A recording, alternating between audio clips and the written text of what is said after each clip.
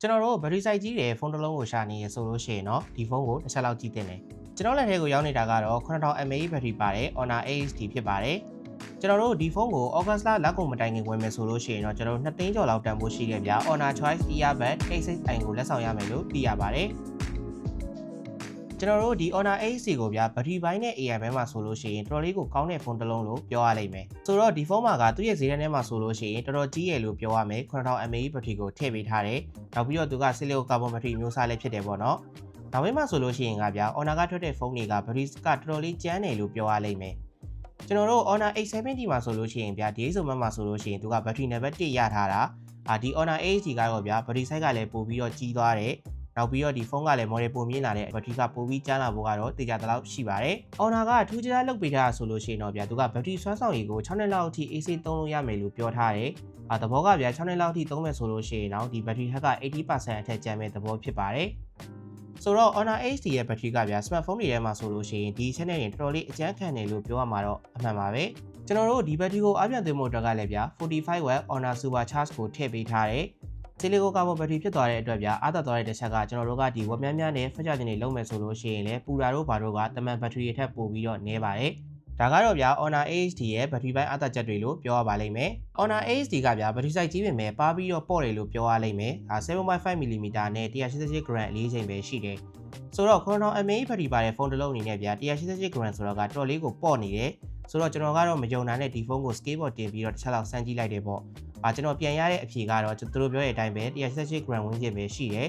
။ဆိုတော့ဒီဖုန်းကတော့တော်တော်လေးကိုပေါ့တယ်လို့ပြောရပါလိမ့်မယ်။ဒီဇိုင်းပိုင်းကိုဆက်ပြီးကြည့်မယ်ဆိုလို့ရှိရင်တော့ Honor ကဗျာရိုးရှင်းရှင်းနဲ့ elegance ဖြစ်တဲ့ဘက်ကိုသွားထားတယ်။သူ့မှာဆိုလို့ရှိရင်ဗျာသူကအယောင်ကလည်းတီငင်ငင်ကိုသုံးပေးထားတယ်။အယောင်နေနဲ့ကတော့2ယောင်ရွေးလို့ရလိမ့်မယ်။နောက်ပြီးတော့ဒီကျောင်းဘက်မှာဆိုလို့ရှိရင်ဗျာသူကကျွန်တော်တို့ဈေးကြီးရဲ့ဖုန်းလေးမှာတွေ့ရတယ်လက်ရမထင်တဲ့ frosted glass ပုံစံမျိုးကိုသုံးပေးထားတယ်။နောက်ပြီးတော့ဒီကင်မရာဘန်းကလည်းဗျာရိုးရှင်းရှင်းလေးပဲ။နောက်ပြီးတော့ဒီဖုန်းရဲ့ဘေး quality ကလည်းဗျာလုံးဝကိုကြည်ကြည်လေးလေးရှိတယ်ဒီပွားရောင်ရောင်ဖြစ်မနေဘူးဒါလေးကတော့အားသာချက်တစ်ခုအနေနဲ့ထည့်ပြီးတော့ပြောရလိမ့်မယ်အကျန်းခန့်မှုပိုင်းမှာဆိုလို့ရှိရင်တော့သူ့မှာကဒီ SCF 5 star rating လည်းရထားသေးတယ်နောက်ပြီးတော့သူကဒီအငင်းကပြုတ်ကျမယ်ဆိုလို့ရှိရင်လည်းဗျာ2မီတာလောက်ကနေပြုတ်ကျတဲ့တန်ခံနိုင်အောင်တိစောက်ထားတယ်လို့ပြောတယ်နောက်ပြီးတော့ကျွန်တော်တို့ရေဆိုခန္ဓာတွေပါအတွက်ဆိုလို့ရှိရင်လည်း IP65 rating ကိုရထားပါသေးတယ်ဆိုတော့ကျွန်တော်တို့ဒီ Honor AX-T မှာထူးခြားခြားပါလာတာဆိုလို့ရှိရင်တော့ဗျာဒီဘက်ဘေးဘက်မှာရှိတဲ့ AI button ဖြစ်ပါတယ်ဒါကတော့ကျွန်တော်တို့ Honor 7တော့မှာတွေ့ကြရတဲ့ခလုတ်ပုံစံမျိုးပဲ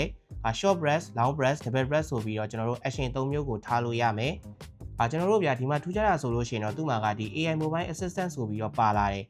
သူကတော့ကျွန်တော်တို့3ချိန်နဲ့ဗျာကိုယ့်ရဲ့ရှင်တွေကိုထားလို့ရမယ့်စနစ်ဖြစ်ပါတယ်ဒါလေးကတော်တော်လေးအသုံးဝင်တယ်သူကဖုန်းရဲ့ဘယ်နေရာကိုရောက်နေနေကျွန်တော်တို့သုံးလို့ရမယ်ကိုအသုံးများတဲ့စနစ်တွေကိုလည်းဗျာဒီထဲမှာ favorite လုပ်ပြီးတော့ထားလို့ရတယ်။ action ကတော့ကျွန်တော်စမ်းကြည့်ရတဲ့လောက်ဆိုလို့ရှိရင်ဗျာအခု30လောက်အထိကိုတစ်ပြိုင်တည်းထားလို့ရတယ်။နောက်ပြီးတော့သူ့မှာပါလာတဲ့ AI suggestion ကလည်းမိုက်ပါတယ်။သူကတော့ကျွန်တော်တို့ဗျာဖုန်းရဲ့ရောက်နေတဲ့နေရာပေါ်ကိုမူတည်ပြီးတော့ဘယ်လို AI တွေကိုသုံးလို့ရမလဲဆိုတာကိုဖုန်းကအကြံပြုပေးနိုင်တဲ့စနစ်ဖြစ်ပါတယ်။ဆိုတော့ဗျာကျွန်တော်တို့ကဒီပုံစံပုံကိုကြည့်နေရဆိုလို့ရှိရင်ဒီ suggestion ကကျွန်တော်တို့ဘာ AI တွေသုံးလို့ရမလဲဆိုတာကိုအကြံပြုပေးနိုင်ပါတယ်။နောက်ပြီးတော့ကျွန်တော်တို့ကဒီ gallery တွေကိုသွားလိုက်မယ်ဆိုလို့ရှိရင်ဗျာ magic retouch ဆိုတာရှိတယ်။ဒီထဲမှာဆိုလို့ရှိရင်လည်းဗျာကျွန်တော်တို့ကပုံပြေပေးနိုင်တဲ့ AI တွေက6ခုလောက်အထိကိုပါတယ်။နောက်ပြီးတော့ကျွန်တော်တို့ကဒီ setting တွေက Honor AI နဲ့မှာဆိုလို့ရှိရင်လည်း AI translate တို့နောက်ပြီးတော့ AI writing တို့ AI memory တို့ကအစုံပါသေးတယ်။ဆိုတော့ဒီ Honor AX-T ကသူ့ရဲ့ဈေးထဲမှာဆိုလို့ရှိရင်ဗျာ AI စုံတဲ့ဖုန်းလို့ပြောမယ်ဆိုလို့ရှိရင်တော့မှားမယ်လို့မထင်ပါဘူး။ငါးသိန်းဝန်းကျင်ဈေးထဲမှာဆိုလို့ရှိရင်ဗျာ Honor AX-T ရဲ့ display နဲ့ camera ဘိုင်းကတော့တော်တော်လေးကိုအားရဖို့ကောင်းတယ်လို့ပြောရလိမ့်မယ်။ကျွန်တော်တို့ကင်မရာဘိုင်းကိုစမယ်ဆိုလို့ရှိရင်တော့သူ့ရဲ့ main camera က108 megapixel ကိုသုံးပေးထားတယ်။နောက်ပြီးတော့သူ့မှာပါတာကဒီ ultra wide camera ကိုဆက်ပြီးတော့ထည့်ပေးထားတယ်။ဒီဖုန်းမှာဆိုလို့ရှိရင်ဗျာထူးခြားသွားတာကကျွန်တော်တို့ကြောဘက်ကိုကြည့်မယ်ဆိုလို့ရှိရင် fake lens တွေပါမနေဘူးဗျာ။တကယ်သုံးလို့ရတဲ့ lens တွေကိုပဲထည့်ပေးထားတယ်။ကျွန်တော်တို့ဒီ108 megapixel main camera ရဲ့စွမ်းဆောင်ရည်ကိုကြည့်မယ်ဆိုလို့ရှိရင်လည်းအဆင်ပြေတဲ့အနေအထားကိုသွားတယ်။သူ့မှာကဗျာဒီ 1H 2H 3H ဆိုပြီးတော့လည်းသုံးလို့ရမယ်။ ultra wide လည်းပါတယ်ဆိုတော့ကင်မရာဆက်လေးကတော့အဆင်ပြေလိမ့်မယ်။ကျွန်တော်တို့ display ဘိုင်းကိုဆက်မယ်ဆိုလို့ရှိရင်တော့ panel ကတော့ AMOLED ကိုသုံးပေးထားတယ်။နောက်ပြီးတော့ 120 Hz refresh ကိုထည့်ပေးထားတယ်။သူ့မှာထူးခြားတာကိုထည့်ပြီးပြောရမယ်ဆိုလို့ရှိရင်တော့ဒီ peak brightness ကဗျာ3000 nit အထိကိုရတယ်။ဆိုတော့ကျွန်တော်တို့ကနေရာအောင်မှာသုံးမယ်ဆိုလို့ရှိရင်ဒီဖုန်းကတော့အတော်လေးကိုအဆင်ပြေမဲ့အနေအထားလေးမှာရှိတယ်။နောက်ပြီးတော့ဗျာသူ့ရဲ့ display size ကလည်း 6.77 inches ဆိုတော့တော်တော်လေးကို size ကြီးရဲ့အထက်မှာပါတယ်။ဒီဖုန်းမှာထူးခြားတာဆိုလို့ရှိရင်တော့သူ့ရဲ့ဘောင်တွေကလည်းဗျာပါတဲ့အထက်မှာပါတယ်။ဆိုတော့ကျွန်တော်တို့ကဖုန်းရဲ့ viewing experience ကတော်တော်လေးကိုအဆင်ပြေတဲ့အနေအထားလေးမှာရှိပါတယ်။ဆိုတော့ကျွန်တော်တို့ပြောရမယ်ဆိုလို့ရှိရင်ဗျာ Honor AX-T က panel quality ကလည်းကောင်းတယ် display ရဲ့ size ကလည်းကြီးတယ် နောက်ပြီးတော့သူ့မှာဆိုလို့ရှိရင်တော့ဗျာသူက audio ဘိုင်းမှာက stereo speaker ကိုလည်းထည့်ပေးထားသေးတယ်အတန်ကျေတာကြိုက်တဲ့သူတွေအတွက်ဆိုလို့ရှိရင်လည်း300% follow အထိရမှာဖြစ်ပါတယ်ဆိုတော့ဒီဖုန်းရဲ့ multimedia concession ဘိုင်းကတော့တော်တော်လေးကိုကောင်းတယ်လို့ပြောရလိမ့်မယ်ဗျသူရဲ့ 9000 mAh ဘက်ထရီကလည်းဗျာ video playback ကို31နာရီလောက်ဝန်းကျင်ရမယ်လို့ပြောထားတယ်ဆိုတော့ကျွန်တော်တို့ကဗျာဒီဖုန်းက display ကလည်းကောင်းတယ်ဆိုတော့ရုပ်ချင်15ကားလောက်ကိုဗျာတထားရဲထိုင်ပြီးကြည့်လို့ရတဲ့အနေအထားလေးမှာရှိတယ်ကျွန်တော်တို့ Honor ဖုန်းလေးမှာကောင်းတာတခုကဗျာသူက InGate display ဆိုပြီးတော့ဒီ setting ထဲမှာတက်ထည့်ပေးထားတာပါနောက်ပြီးတော့သူက hardware quality ဘိုင်းမှာဆိုလို့ရှိရင်လည်းဗျာ PWM gaming ကိုတော်တော်မြင့်မြင့်လေးသုံးပေးထားတယ်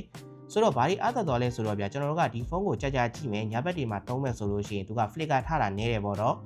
ဆိုတော့ကျွန်တော်တို့ကဒီ eye strain ဖြစ်တာတွေကိုပို့ပြီးတော့နည်းမဲ့အားသက်ချက်လေးတွေဒီဖုန်းမှာရှိသွားပါတယ်ဆိုတော့ Honor 8D ကကျွန်တော်တို့ဒီ SoC ဘိုင်းကိုတော့ Snapdragon 6 4G Gen 2ကိုသုံးပေးထားတယ် RAM 8GB ပါမယ် ROM ကတော့ 256GB ကိုသုံးပေးထားတယ်ကျွန်တော်တို့ RAM မှာဆိုလို့ရှိရင်တော့ဗျာ RAM Turbo နဲ့ RAM Expansion တွေပါထပ်ပြီးတော့လုပ်လို့ရအောင်မယ်